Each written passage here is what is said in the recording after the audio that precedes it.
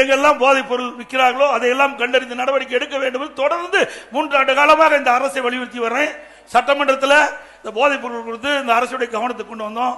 அறிக்கையின் வாயிலாக வெளியிட்டேன், பத்திரிகையின் வாயிலாக வெளியிட்டேன், ஊடகத்தின் வாயிலாக நான் பேட்டி கொடுத்தேன். ஆனால் இந்த அரசு அதை கண்டுகொள்ளவில்லை. செவடங்காதில் சங்குதுன மாதிரி அதை கேட்டுக்கொள்ளாத காரணத்தினால் இன்றைக்கு தமிழகத்திலே கஞ்சா விற்பனை அமோகமாக நடைபெற்றுக் கொண்டிருக்கின்றது.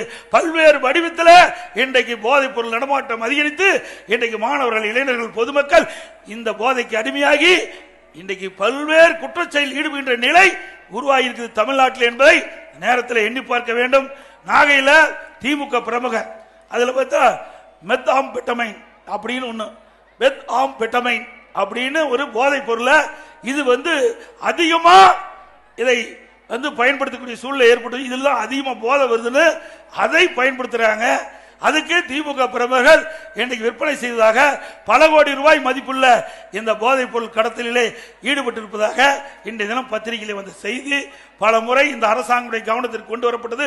ஆனால் இந்த அரசாங்கம் போதைப் பொருள் தடுப்பில் எந்த ஒரு நடவடிக்கை எடுக்கப்படவில்லை.